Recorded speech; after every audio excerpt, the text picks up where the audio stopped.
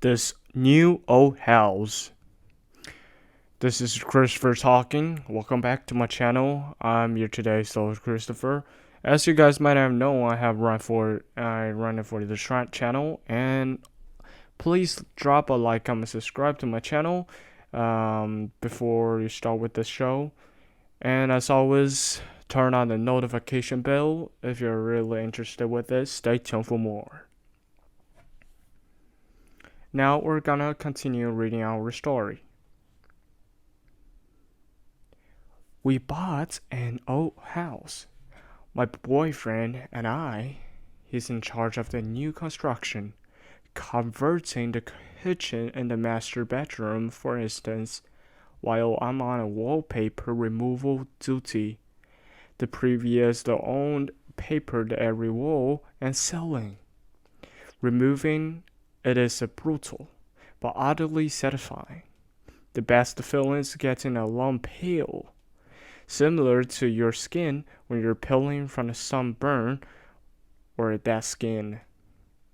I don't know about you, but I kinda make a game of a peeling, on a hunt for the longest piece before it rips.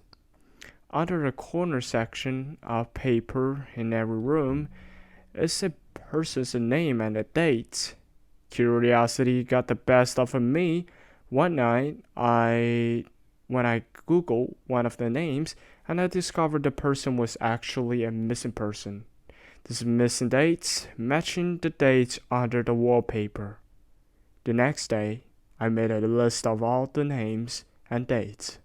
Sure enough, each name was for a missing person with the dates to match.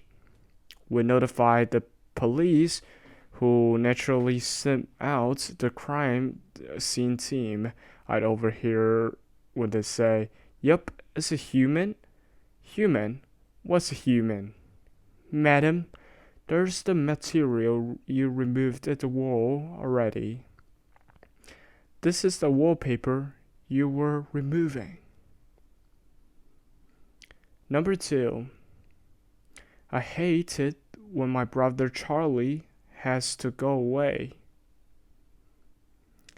I hate it when my brother's Charlie has to go away. My parents constantly try to explain me how sick he is, that I am lucky for having a brain where all the chemicals flow properly to their destinations like unnamed rivers. When I complain about how bored I am without a little brother to play with, they try to make me feel bad by pointing that boredom likely far surpasses me. Considering he's confined to a dark room in an institution, I always beg for them to give him one last chance. Of course, they didn't at first. Charlie has been back home several times, each shorter in duration than the last. Every time, without fail, it all starts again. The neighborhood, cats with gouged out eyes, showing up in his toy chest. My dad's razors found dropped on a baby slide in the park across the street. Mom's vitamins replaced by bites of the dishwasher's tablets. My parents are hesitating right now. Using last chance sparingly, they say his disorder makes him charming, makes it easy for him to fake normalcy, and to trick the doctor who cared for him into thinking he's ready for rehabilitation. That I will just have to pull up with my boredom if it means staying safe from him. I hate it when Charlie has to go away. It makes me have to pretend to be good until it is back. Number 3. Guardians. He woke up to the huge insect-like creatures looming over his bed and screamed his lungs out.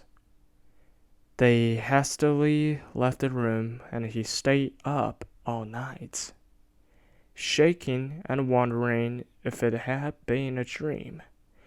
The next morning there was a tap on the door.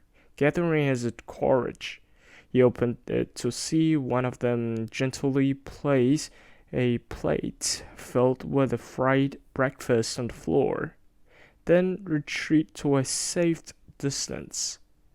Bewildered, he accepted the gift. The creature chirped excitedly. This happened every day for weeks.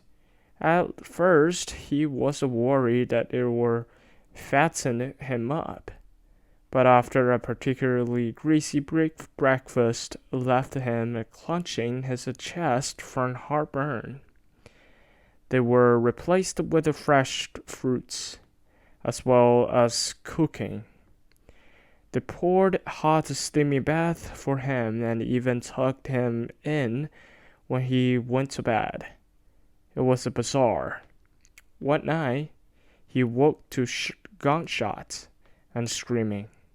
He raced downstairs to find a decapitated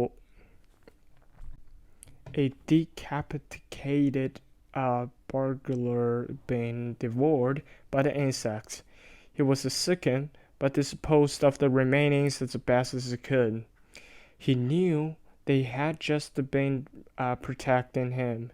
One morning, the creatures wouldn't let him leave this room, ushered him back in the bed. Whatever their motives, they weren't going to hurt him. Hours later, a burn pain spread throughout his body. It felt like his stomach was filled with razor wire. This insect chittered as he spasmed and moaned. It was only when he felt a terrible squirming feeling beneath his skin that he realized that the insect hadn't been protecting him. They had been protecting their young. Okay, that's pretty much for today's show. Please drop a like, comment, subscribe to my channel. As always, share this with your friends if you think it's a very interesting, and stay tuned for more uploads of videos. I'll see you guys there. Bye.